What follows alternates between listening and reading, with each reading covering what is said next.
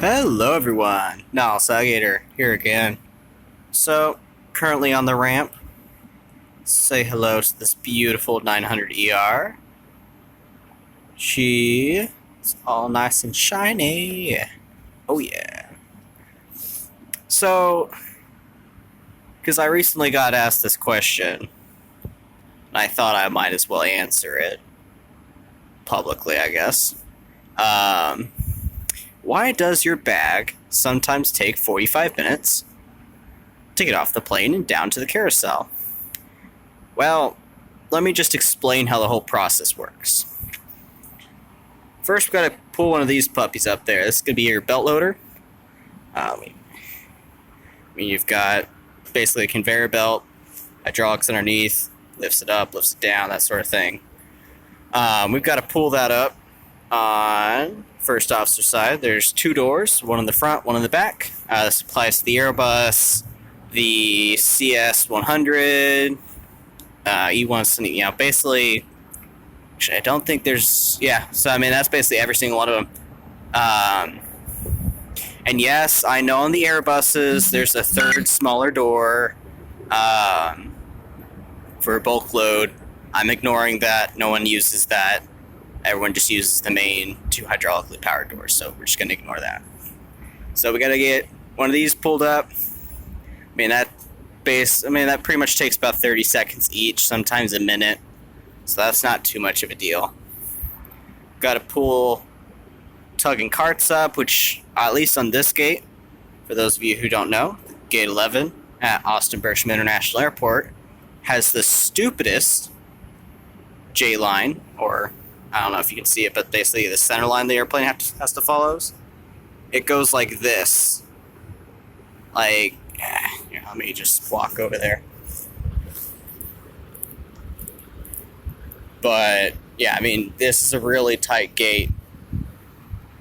So, there you go. Black, yellow, and black line right there. Kind of curves out and goes. Stupidest thing ever. They should have never made this thing a gate. At least with the 737 MAX and the A321, the wingtips are basically right over the tug road, which is between that cone and that fence. There's a vehicle road, so we can get over here to the, there's a tug tunnel this way that takes you underneath the main concourse area. That's TSA right there. And then if you go that way, you get down to international bag drop. And yes, I am being careful about what I point the camera towards. I'm going to point it more this way than that way. Simply because I can get away with a lot more stuff that way, because there's a road right there. Right there. So I can kind of, if anyone ever complains, I can just say, well, you can see it from the road. So what's the big deal? All of this is on Google Maps. So this way, I can't show you the bag room, which is over there. But, I can get away with everything else. So, we got to pull this, those things aren't as maneuverable as they look. Let me find, we got our tugs parked over there behind the lav truck. But we got to pull, at least on our inbound aircraft. I'm having to wait here 3 hours for right now. It's going to be about 4 carts. Yeah, it's not easy to pull up 4 carts. So that's about minute and a half. So now we're up to 3 minutes. Haven't even unloaded a bag. So now for the most time-consuming part. Now it's actually offloading the bags. So on a good day, you've got 3 people at the bottom, 1 person scanning, 2 people inside the pit, which are the cargo holds. You got the front pit, which is up here, back pit, which is back there. On the 737, they're split up into 3. So you have pit 1, which is the forwardmost pit, pit 2, which is right behind the door, then pit 3, which goes from the door back to about midway through the wing-ish, right before the leading edge of the wing.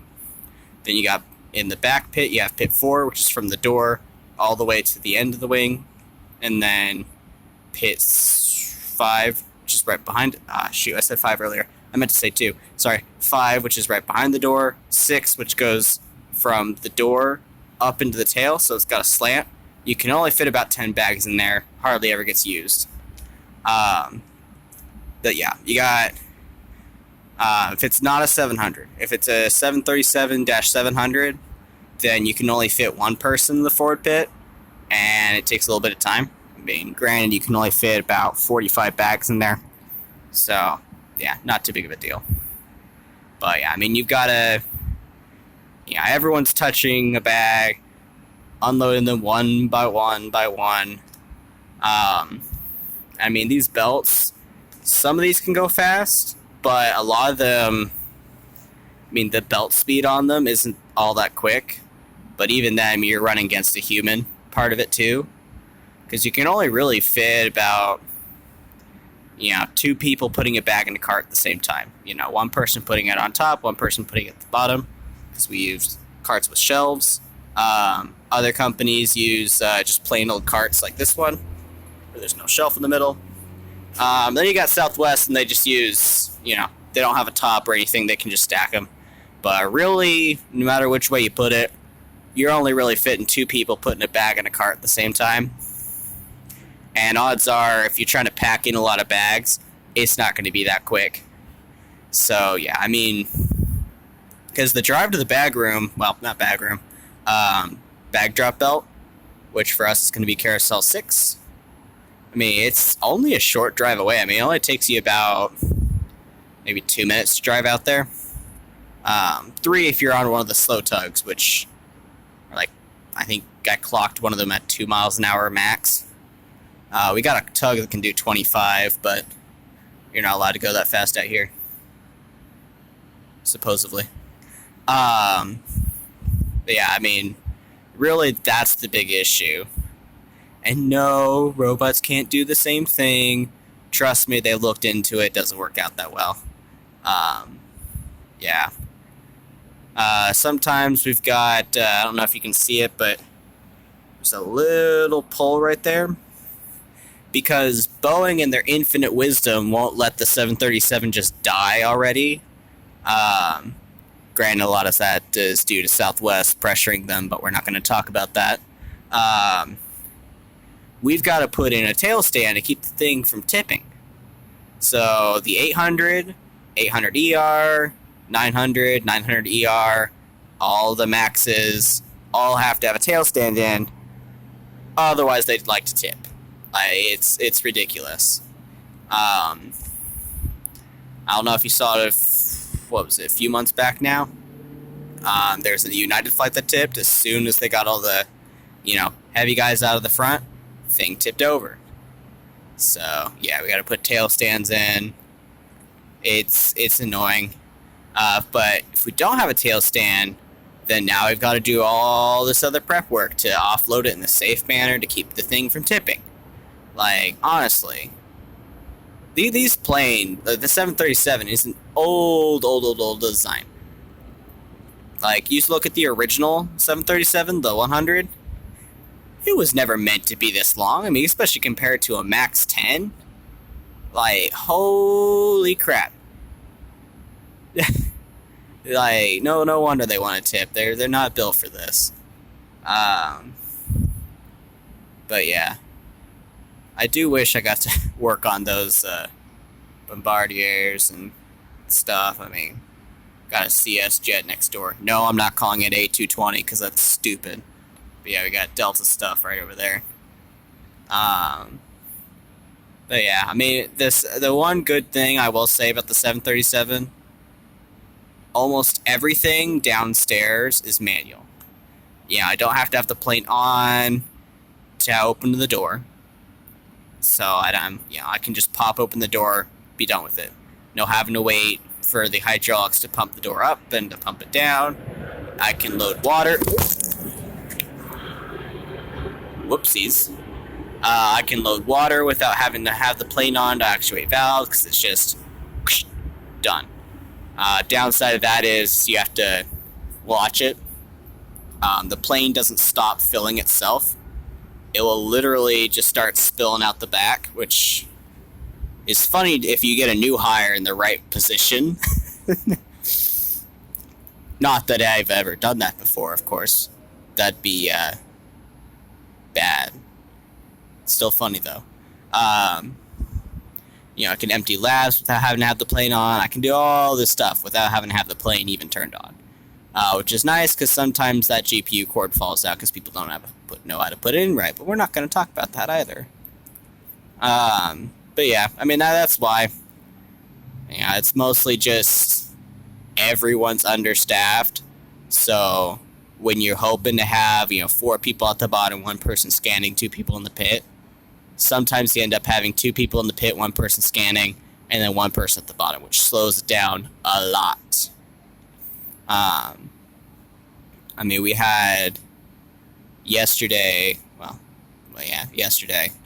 135 bags with Claimigates. For those of you who don't speak Alaska, other airlines call this something different, but basically Claimigates, take them off, and we gotta walk them upstairs. Some gates have a lift. Gate 11 has a lift. Most of the gates over on this side have one. Other ones, we have to walk these big old strollers individually up and down the stairs. Sometimes that takes 5 minutes. Sometimes that takes even longer, especially if you have a wheelchair, electric one. Those things take easily about good 5, 6, depending on how large it is, sometimes even 8 minutes. Get upstairs, because you gotta go all these different routes if it doesn't have a lift, and yeah. So yeah, ramp's fun, just don't value having muscles left. Yeah, just let me know if you guys have any questions. You know where to find me. See ya.